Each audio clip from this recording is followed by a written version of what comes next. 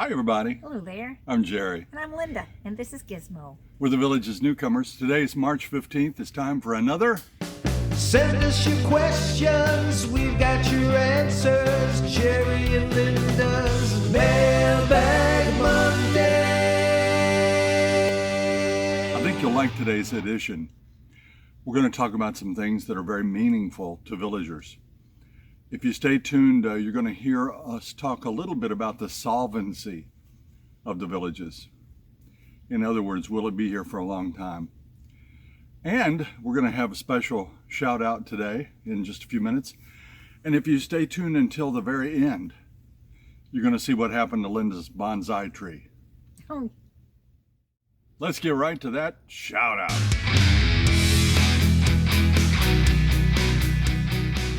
You've been waiting for this all day, haven't you? Yeah. Gizmo had some friends that reached out to him from across the country, and we wanted to share them with you. We met a couple a few weeks ago from right here in the Villages. They had just moved in down in Chitty Chatty, and their pup, Harley, loves Gizmo. Here's a picture of Harley. Isn't that cool? It is.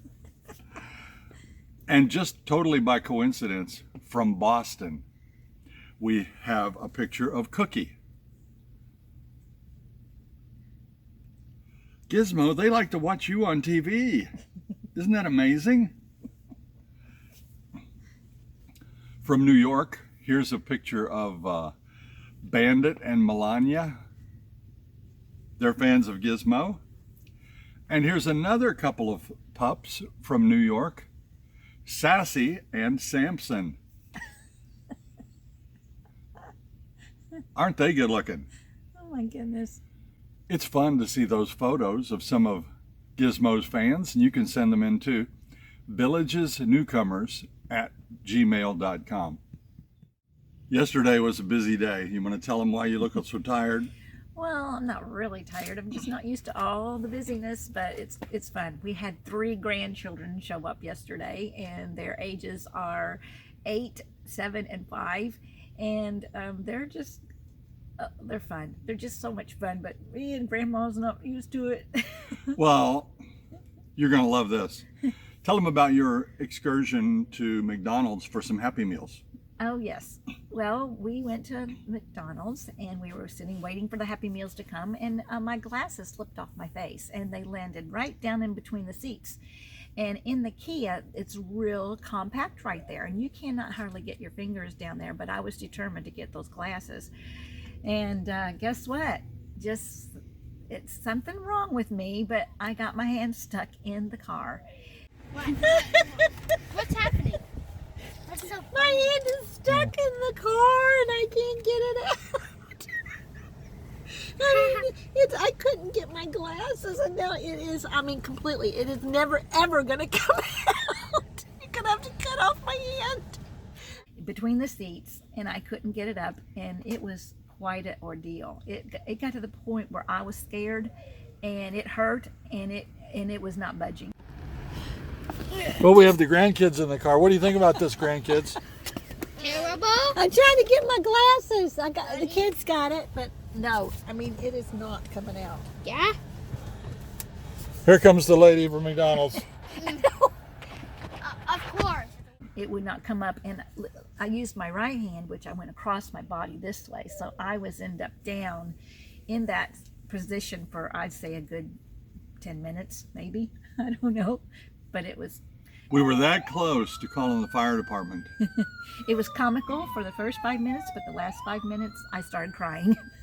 When I had to go in, so I sacrificed my own hand to go down and pry the seat over, and she got out. Yeah. And it was a happy day. It was very happy. Okay, so we got it out. She's all right. What happened there? I dropped my glasses between the seats, and it's always hard to get down there. I'm always dropping mail down there, and I can get it. How'd you get your hand out? Well, you saved me. Took about 10 minutes. What? That's not right. It's an adventure. With me, always, always. Last night, what happened? Well, the kids are in the backyard, which they love to get outside and chase the lizards. And they happened to let in a wasp or a hornet. I'm not sure, but it was quite big. And I was worried most of the day where it went in the house because I'd seen it in the lanai. Well, it ended up going into the hallway, and that night I turned on the lamp, and it must have shot out from the lamp and went right to my neck and stung me. I don't know how many times, but my neck was in pain for quite a long time. I kept thinking the stinger was in it. He looked and looked and looked. Well, she's okay today, so we're happy to be able to bring you this edition of Mailbag Monday. Let's get right to the first question. Sure. Alice asks this one, and she wants to know, oh, listen to that. Oh, that's a no-no. I think there's a dog can see Gizmo. Sounds like a dog over there. Yeah. That could really be nerve-wracking. We never heard that before. Our first question is from Alice. She's 56 years old, and she wants to know, since the average age is in the mid-60s, would being age 56 make her too out of place? Now, what do you think? I don't think so. I think she would enjoy it. I don't know if she'd be out of place. There are lots of people in their mid-50s. Mm-hmm. There are people in their early 50s here. Mm-hmm. Especially as you cross over 44 and you get down into Bradford and Chitty Chatty and DeLuna and Marsh Bend. There are lots of younger folks down there. So you'll fit right in. Now, the Spanish Springs area might have more older folks. I guess it depends where you live and which neighborhood you're in, but as far as we know, you'll fit absolutely right in. You'll be a youngster. Jeff asks a similar question. He says, do younger retirees fit in the villages? I'll be 52 years old. My wife is a bit older, which allows us to meet the 55 plus requirement. There you go. But please don't tell her that I told you that. Okay, Jeff, I'm not going to mention her name, but the answer's the same. 52 is young. You will be I was going to say the belle of the ball, but that's not. No. That's not right. You'll be what? The flavor of the day. I guess. But you know what? We all think we're 52 down here. Right? I'm just going more like 40? 30. Okay, cool. But yeah, 52, you'll fit in, you'll be active, and that's the big regret from people. If you ask them, what do they regret about moving to the villages? They'll say that they didn't do it sooner. Mm-hmm. Jeff, you're thinking about it the right way. Yes, you are. George asks if you're allowed to take ATVs on the multimodal trails. An ATV would be what we commonly call a four-wheeler. Mm-hmm. And the answer to that is no. Those multimodal trails are for bicycles. On occasion, they're for walkers, and they're for golf carts. Mm-hmm. No ATVs. The next couple questions are about the town squares. It's one of the most frequent questions that we get. People ask about the nightly entertainment because the villages bills that. And that's one of the big attractions or draws for people. Everybody wants to come. The visitors, your guests want to come and see the music and hear the music and dance. It is a lot of fun. Well, Susan wants to know, is that entertainment for everyone, or do you need to make a reservation? Early in COVID, when COVID hit, everything stopped. When they reopened it cautiously. And you had to actually get a ticket to enter. Well, that's gone by the wayside. But what there still is a monitoring system to monitor the number of people, because it's not at 100% capacity.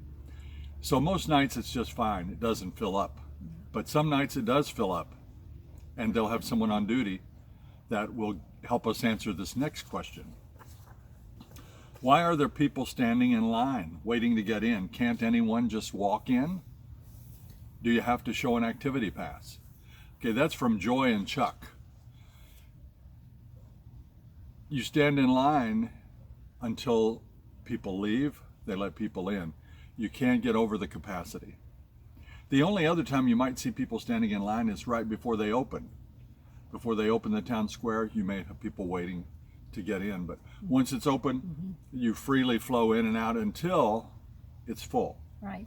then they'll hold folks. And it is not just for the villagers. There are outside people that will come in and enjoy the town squares too. Yeah, the town squares are open to the public. Right. Folks from Wildwood, folks from Leesburg, Just surrounding areas. Yeah, you can come in. Dick and Kathy ask a thought-provoking question. They want to know how we compare our first 8 years of retirement to the 2+ years that now we've been in the villages. I'll start, and she'll have her own Sure. ideas about this. Back home, we had different types of responsibilities. I was a woodworker. I would spend 8 hours a day in the wood shop, and we were more separated from people. We lived on a 1-acre lot in a subdivision full of 1-acre lots. We couldn't even see another house. So back home, we didn't have nearly the social life we have here. Our family was 10 miles away, scattered this way and that way, and we didn't see them often, at church perhaps. So back home, we were more isolated. We were. We did get involved a little bit in the community. We worked at the Performing Arts Center once a month or twice a month, and that was fun to see and be with people. And then we also worked at the Louisville Bat Company. I worked in the gift shop, and he was a tour guide. So we made ourselves go out and see people and that kind of thing. But when you get down here, it's you're busy all the time because there's people all over. I mean, you just go into your clubs, into your pools, it's a physical activity. You're really involved in that kind of thing. So the comparisons are a little bit different. Yeah, that Louisville Bat Company she's referring to is Louisville Slugger. Right. Hillerich and Bradsby, the most famous and best bats in the world. And she worked in the gift shop there 1 day a week, maybe two on a big week. And I worked a couple of days giving tours in the factory, and it was a lot of fun.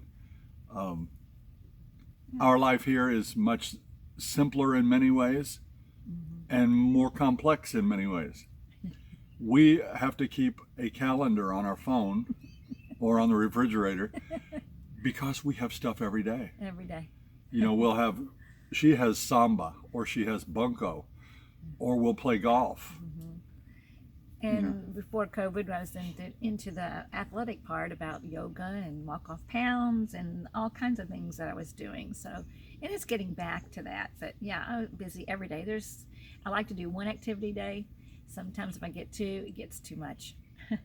We've traded solitary things back in Indiana for group things here, and it's been really good. Diana wants to know, why did we start this YouTube channel? What made us decide to do that? And what do our friends and family think of our channel? We've told this story. This story's on some of our other shows. In a nutshell, we did not consciously start this channel. It kind of started itself. I sent an email of our new house to our sons, whom had never seen it. The email bounced back. I told my son, well, I wanted to show you what the house looks like. And he said, well, put it on YouTube and send me the link. So I did, and before you know it, what? People started watching, and we kept thinking, who are these people watching our show or our video of our home? Yeah, and before long, we started adding people were subscribing to our life, and we thought that was strange. But then we realized we're getting questions that people wanted to know, things we wanted to know before we moved here. So we thought, well, we'll answer these questions. Well, the rest is pretty much history. We have almost 30,000 subscribers now, and it's been amazing.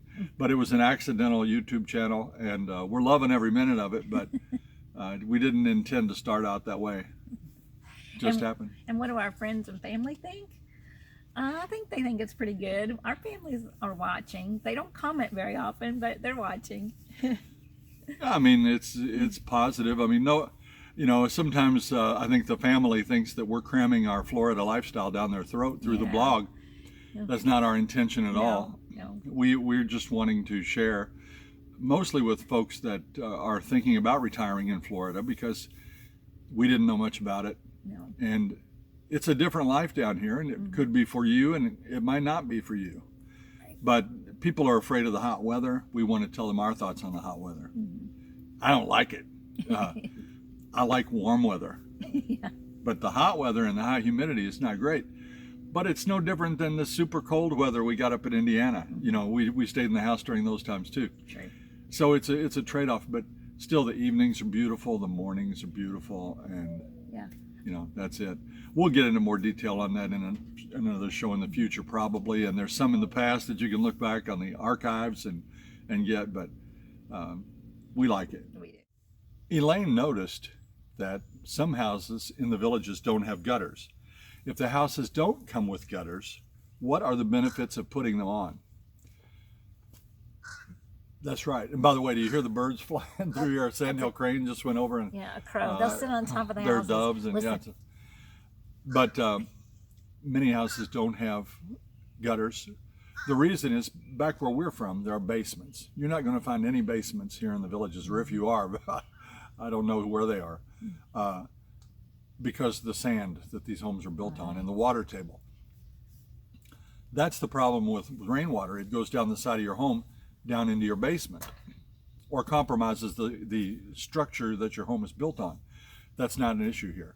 So the rain hits the ground is contoured away from the home and flows down these drains to the street.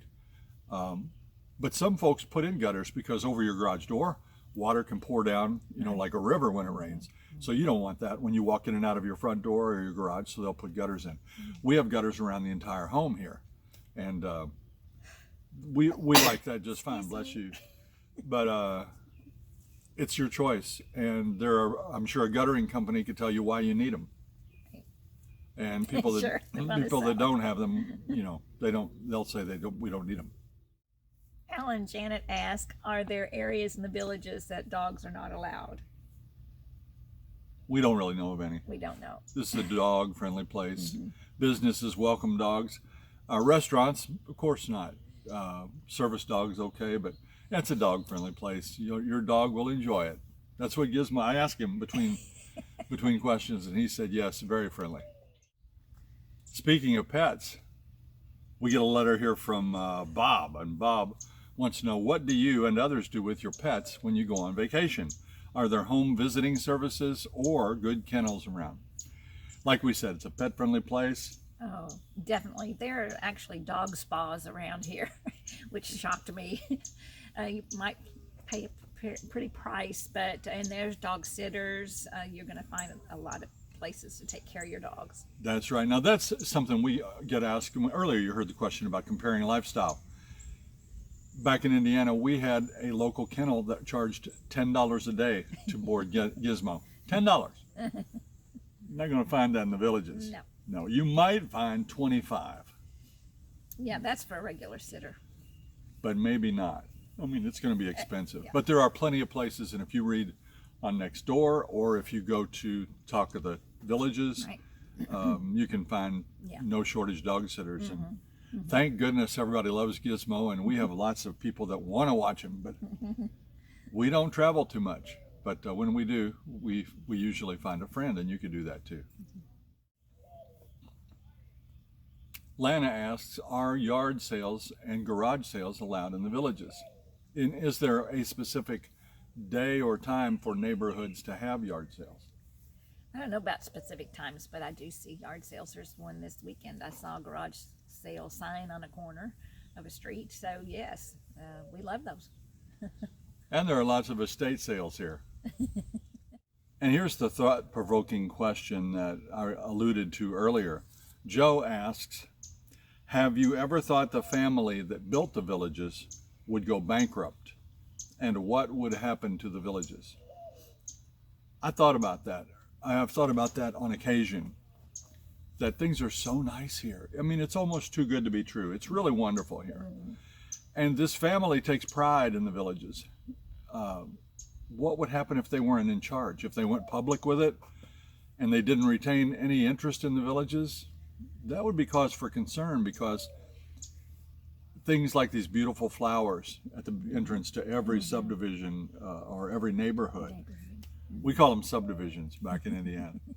I've got another friend here that calls them projects. You know who you are. Really? Yeah. And we're not sure that those would be maintained. And for example, there's our local postal station has a beautiful sign out front, and the Hillsborough postal station has one, and the Gilchrist and Sanibel and Captiva. They all have beautiful landscaping and beautiful painted signs. And if this was taken over by a profit corporation, instead of painting those every 5 years or whatever they're painted, would they start to be neglected before they were painted, or maybe not be painted at all? Would the flowers be discontinued? I didn't know the answer to those questions. And they are alarming questions. So I asked somebody that I feel like has a real path to the inside knowledge. And he was confident in the villages and in the stability of the villages and the longevity of the villages, and that there are safeguards in place, and that these local districts control their own fate largely, and that things that are enjoyable for us now will be there for a long, long time. And we hope so, because a lot of people are moving here and they're building new homes. I wouldn't say it's an alarming rate, but it's certainly an amazing rate. It is. And if they move here and in 10 years, these things that they've loved so much and abandon their home up north and come here, we're gone, I think there will be a lot of disgruntled people. So hopefully life will remain as is and there are safeguards in place. We haven't heard anything to that nature that it's going to happen or in the process of happening. But every once in a while you hear the little rumor that possibly the family's going to go make a public offering of stock or something like that. Who knows? I think we're just going to enjoy life every day the way we have it here, and we'll deal with those problems if and when they ever happen. We've been avoiding the topic. We held it until last, because we showed you Linda's bonsai tree about a month and a half ago, and it looked pretty bad. See if we can find a shot of it here for you. So many of you wrote in and you had suggestions to treat it with coffee water, and to try this fertilizer or that fertilizer, or to put it outside or to put it inside, or to put plastic over it, or to sing to it. Talk to it. Well, anyway, we did our best. She did her best. I didn't do any of it. And here it is. Da, da, da, da. Angel music. Look at that thing. Check it out. We have life. It's alive. The living tree. Yeah, it's can't doing believe it. great. I'm so happy. We don't know which one of those measures. Probably was the singing that helped it out so much, but looks like it's going to make it. I hope you enjoyed this edition of Mailbag Monday. Mailbag Monday. We always enjoy bringing it to you. Until next time. We'll see you when you get here.